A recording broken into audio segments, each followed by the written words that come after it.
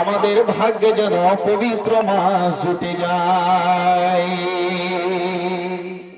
6 মাস সাহাবীরা তারা চিন্তিত থাকতেন, আল্লাহ রমজান শেষ হয়ে গেল, পেলাম, আল্লাহ আমল কবুল হলো কি হলো না, নামাজ পড়লাম, তাহাজ্জুদ পড়লাম, তারাবি পড়লাম, ইফতার করলাম, কোরআন তেলাওয়াত করলাম, শবে কাদরের রাত আল্লাহ তোমার জন্য জেগেছিলাম। 6 মাস তারা চিন্তা করতেন, আবার 6 মাস আছে, এখন থেকেই তারা কি করত, 6 মাস আগে থেকে প্রস্তুতি নিতেন, তৈয়ারি করতেন। আল্লাহ বিশ্বনবীজি জনাবে মুহাম্মদ রাসূলুল্লাহ বলুন সাল্লাল্লাহু আলাইহি ওয়াসাল্লাম, মা আয়েশা বলছেন বিশ্বনবীজি এই মাসে বেশি বেশি করে তিনি রোজা রাখতেন, বেশি বেশি করে তিনি নফলের ইবাদত করতেন, বেশি বেশি করে আল্লাহর জিকির করতেন। হে আমার মা, হে আমার বোনেরা, খেলারা শুনলেন, আল্লাহ তাবারক ওয়া তাআলা এই মাসটা দিয়েছেন শাবানের মাস।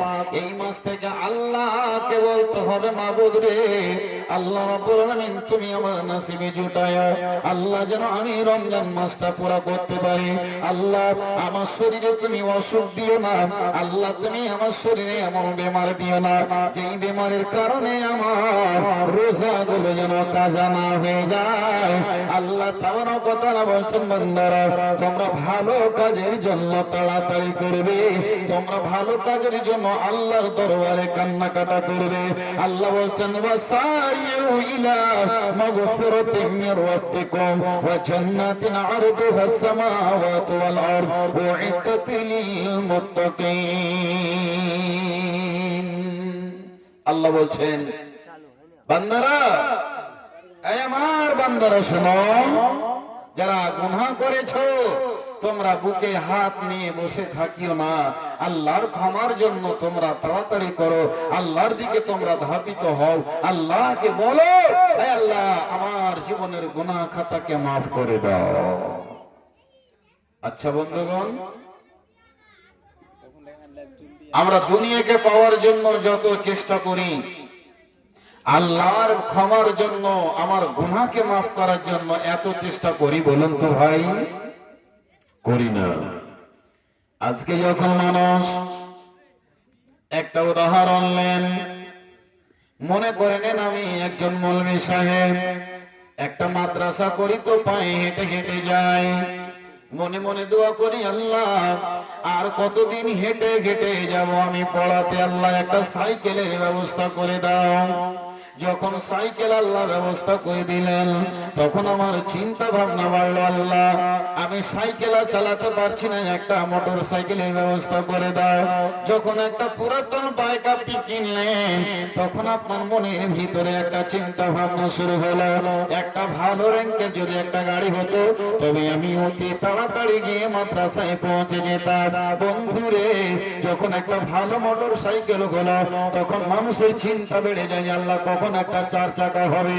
এটা হচ্ছে মানুষের চরিত্র, মানুষের স্বভাব। ভাই আমার, বন্ধু আমার, যখন একজন মানুষ বিজনেস করে, তখন তার মনে হয়, ওগো আল্লাহ রব্বুল আলামিন, আমাকে তুমি ধন দাও, আমি আর ছোট দোকান চালাতে চাই না, আল্লাহ তুমি আমাকে একটা হোলসেলার বা দোকানের ব্যবস্থা করে দাও। এই চিন্তা মানুষের ভিতরে থাকে কি থাকে না? কিন্তু বন্ধু আমার, আল্লাহর জাহান্নাম থেকে বাঁচার জন্য কোনো মানুষ তাড়াতাড়ি করে না। ভাই, নামাজ কেন পড়েন না? বলি সাহেব, আগামী জুমা থেকে ঠিক আসরের সময় থেকে নামাজ ধরে নিব। আমরা বলি কি বলি না ভাই? ভাই রমজানে কেন রোজা রাখো না? বলছে মৌলভী সাহেব, এই মাসটা তো কেটে গেল, বছর তো কেটে গেল, যদি আল্লাহ সুযোগ দেয় তো আগামী বছরে আমি রোজা রাখবো। ও মুসলমান, পৃথিবী পৃথিবীর কোন মানুষ কি বলতে পেরেছে আল্লাহ আপনাকে কতটুকু সময় দিয়েছে? পৃথিবীর কোন মানুষ বলতে পারবে না। এই জন্য বন্ধুরে, যখন সময় এসেছে সঙ্গে সঙ্গে ভালো কাজ করলেন। আল্লাহ বলছেন, বান্দা তুমি তোমার রবের ক্ষমার দিকে তাড়াতাড়ি করো। গুনাহ করেছো, বসে থাকিও না, আল্লাহর জন্য তাড়াতাড়ি যাও। আল্লাহ গো, মাবুদ গো, আমার দ্বারাতে ভুলটা হয়ে গেল, আল্লাহ তুমি আমাকে মাফ করে দাও, মাফ করে দাও। আমরা গুনাহ করে বসে থাকি, কোন পথে কোন রাস্তায় আমার গুনাহটা মাফ হবে আমাদের চিন্তা নাই। গুনাহ করতে করতে করতে করতে পাহাড় সাজিয়ে রেখেছি, একদিনও গুনাহের জন্য ভাবলাম না। মা আমার, বোন আমার, বিশ্বনবীর জামানায় একজন মহিলা ব্যভিচারে লিপ্ত হয়েছিল, জিনা করে নিয়েছিল। জিনা করার কারণে ওই মায়ের পেটে, মহিলার পেটে বাচ্চা এসে গিয়েছিল, 4 সন্তান। না বন্ধুরে, হে আমার মা, যখনই বাচ্চাটা চলে আসলো, গর্ভধারিণী হয়ে গেল, ওই মহিলাটি আল্লাহর নবীর দরবারে এসে বলছে, ইয়া রাসূলুল্লাহ তাহিরনি, নবী গো, আমাকে আপনি পবিত্র করে, আমাকে পাক সাফ করে দেন। নবীজি বললেন, ওরে আল্লাহর বান্দে শোনো, তোমার পেটে বাচ্চা আছে, তোমাকে মারা হবে না, তোমাকে তোমার প্রতি কোড়া লাগা হবে না। আল্লাহর নবী তাকে বললেন, বাড়ি চলে যাও, যেদিন তোমার পেট থেকে বাচ্চাটা দুনিয়াতে আসবে সেদিন তুমি আমার কাছে আসবে। আল্লাহর কাছে ওই আল্লাহর বান্দাকে ডেকে দোয়া করছে, মাবুদ গো, আমি তো একজন মহিলা, আমি ভুল করে আল্লাহকে পাপ করে নিয়েছি। আল্লাহ রব্বুল আলামিন, যদি এই অবস্থাতে আমার মত হয়ে যায়, যদি আমার মৃত্যু হয়ে যায় গো আল্লাহ, কাল কিয়ামতের মাঠে এই অবস্থাতে পেটে বাচ্চাটা নিয়ে তোমার দরবারে আমি কেমন করে খাড়া হব? ওরে মুসলমান নওজোয়ান, আজকে আমি আপনি কত গুনাহ করে রেখেছি, আল্লাহর দরবারে কোনোদিন ফিরে আসলাম না। ওই আল্লাহর মুমিনা বান্দে আল্লাহর নবীর কাছে এসে বলছেন, ইয়া রাসূলুল্লাহ, আমাকে আপনি পবিত্র করেন, কোড়া মারেন, দররা মেরে পাক করে দেন। বিশ্বনবীজি বললে, তোমার যতদিন সন্তানটা না হবে ততদিন তোমাকে পবিত্র করা হবে না। বাড়ি চলে গেলেন, চিন্তায় ভারাক্রান্ত। আহা হা, হে আমার মা, শুনুন কেমন ছিল তাদের ঈমান। যখনই মহিলাটি বাড়ি গেলেন, একদিন গেল, সপ্তাহ গেল, মাস গেল, যখনই বাচ্চাটা দুনিয়াতে ভূমিষ্ঠ হয়েছে, সঙ্গে সঙ্গে ওই রক্ত মাখা, ওই তার ছেঁড়া কাপড় চোপড়ে বাচ্চাটাকে নিয়ে দয়ার নবীর কাছে এসে হাজির। একবার বলুন সুবহানাল্লাহ।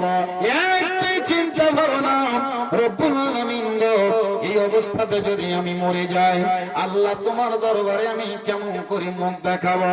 যেদিন কাল কিয়ামতের মাঠে নিজের মা থাকবে, বাপ থাকবে, সবাই থাকবে, হাসরের মাঠে সবারই সামনে আল্লাহ আমাকে সবাই তো চিনে নেবে। কেউ তো সেদিন বাড়িতে থাকবে না, অফিস আদালতে থাকবে না। এক কথায় আদম থেকে নিয়ে যত মানুষ এসেছে, মারা গেছে, আসবে, সব আল্লাহর সামনে হাজির হতে হবে। সেদিন মাবুদ গো, আমি কেমন করে তোমার দরবারে মুখ দেখাবো?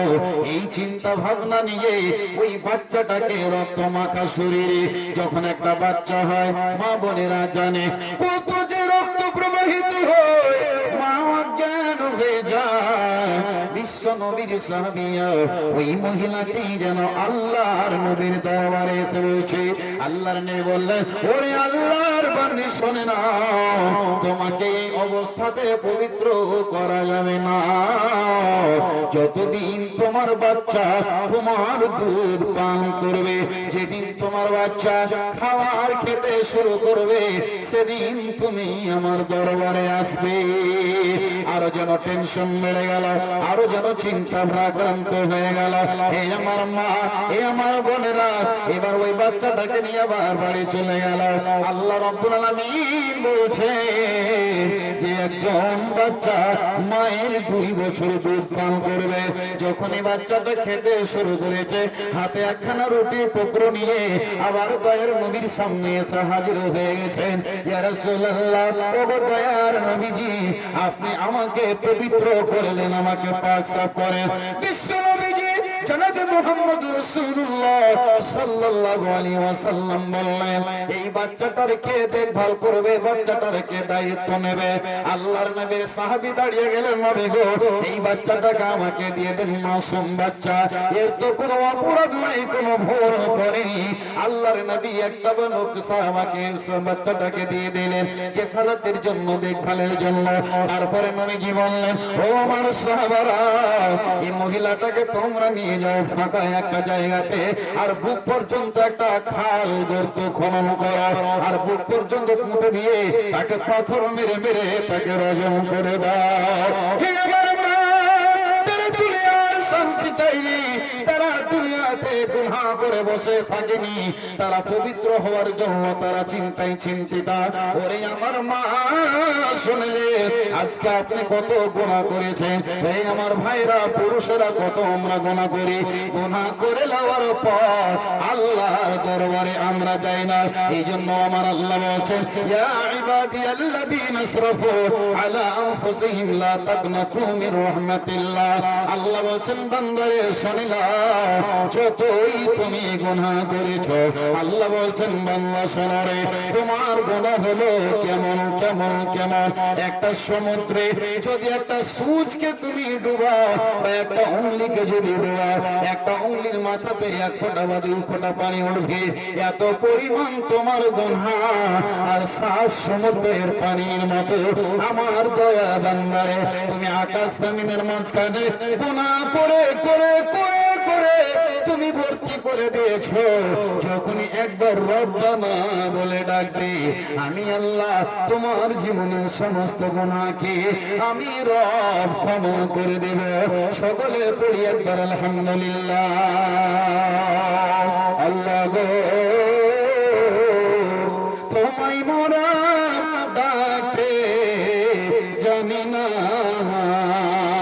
ডাকার মতো ডাকলে আল্লাহ তুমি কেমনে শোনো না,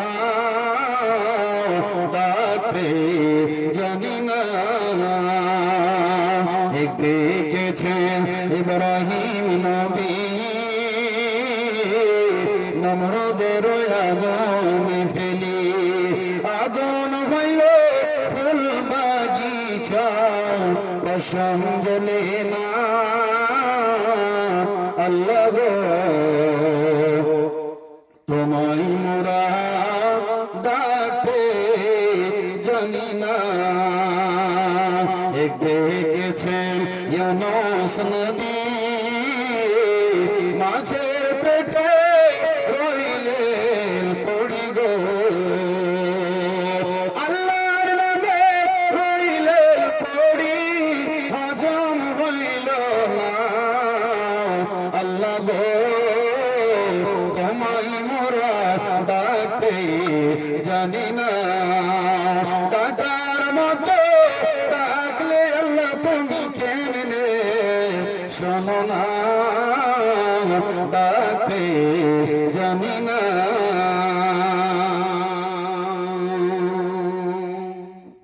আল্লাহ বলছেন, বান্দা গুনাহ করেছো, আমার কাছে এসো, আমি আল্লাহ তোমার গুনাহকে মাফ করে দেব।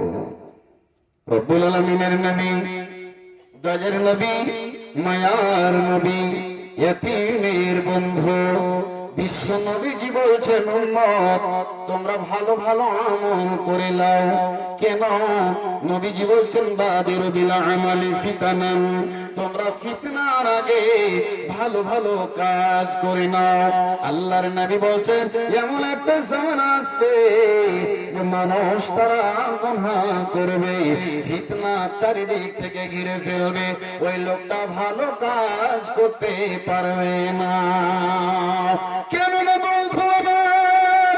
আজকে আপনি সচক্ষে দেখে দুনিয়াতে মোবাইল একটা বড় ফিতনা, কি ফিতনা নয়?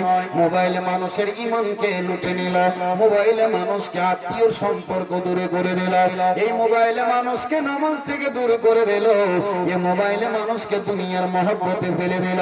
বন্ধুরে, এই জন্য নবীজি বলছেন বাদির বিল আমালে, ভালো কাজ তোমরা তাড়াতাড়ি করো। এই জন্য নবীজি বলছেন চারিদিক থেকে ফিতনা আসবে, আর ফিতনায় পড়ে তোমরা ভালো কাজ করতে পারবে না। মা বোন, এই জন্য ভালো কাজ আমাকে আপনাকে তাড়াতাড়ি করে নিতে হবে। ভালো কাজে আমাকে আপনাকে দেরি করা চলবে না। যত তাড়াতাড়ি পারেন আল্লাহর কাছে ফিরে আসেন। মা আমার বোনেরা, হে আমার বন্ধুরা, হে আমার নওজোয়ান দিনের ভাইরা, শুনলেন আল্লাহ তাবারক ওয়া তাআলা বলছেন, বান্দা শোনো রে, যেমন একটা নামাজের সময় থেকে অন্য নামাজের মাঝখানে গুনাহ করেছো মাফ করে দেওয়া হয়, একটা জুমা থেকে আরেক জুমার মাঝখানে যত তোমরা গুনাহ করো, আল্লাহর দরবারে জুমার দিন নামাজে এসে আল্লাহর কাছে হাত তুলে দোয়া করবে, আল্লাহ তোমার সপ্তাহের ভিতরে যে গুনাহ করেছো আল্লাহ মাফ করে দেবে। হে আমার মা বোনেরা, ঠিক তেমনই আল্লাহ বলছেন এই রমজান মাস এই যে আমাদের সামনে আসছে, বিশ্ব নবীজি বললেন 11 মাসের ভিতরে যত তোমরা গুনাহ করেছো, রমজান মাসের বরকতে আল্লাহ তোমাদের 11 মাসের গুনাহকে আল্লাহ তাবারক ওয়া তাআলা মাফ করে দেবেন। আল্লাহ বলছেন ইয়া আইয়ুহাল্লাযীনা আমানু, হে মুমিনগণ, কুতিবা আলাইকুমুস সিয়াম কামা কুতিবা আলাল্লাযীনা মিন ক্বাবলিকুম লাআল্লাকুম তাত্তাকুন। আমি আল্লাহ কেন রমজানের বিধান দিলাম? কেন রমজানের বিধান দিলাম? আল্লাহ বলছেন বান্দারে, তোমরা যেন মুত্তাকিন হয়ে যেতে পারো, তোমরা যেন আল্লাহর পিয়ারা বান্দা হয়ে যেতে পারো। এই জন্য রব্বুল আলামিন আমি তোমাদের প্রতি দয়া করেছি, যে বান্দা আমার ভুল করে দিয়েছে ওই ভুলগুলোকে মাফ করে দেওয়ার জন্য আমি আল্লাহ রমজানের ইবাদতটাকে দিলাম। আপনি বলবেন মাওলানা, শুধু কি রমজানের বিধান আমাদের উপর আল্লাহ দিয়েছেন রে? না না না, আল্লাহ বলছেন কামা কুতিবা আলাল্লাযীনা মিন ক্বাবলিকুম, তোমাদের পূর্বপুরুষদের উপরে রোজার বিধান ছিল। আল্লাহ বলছেন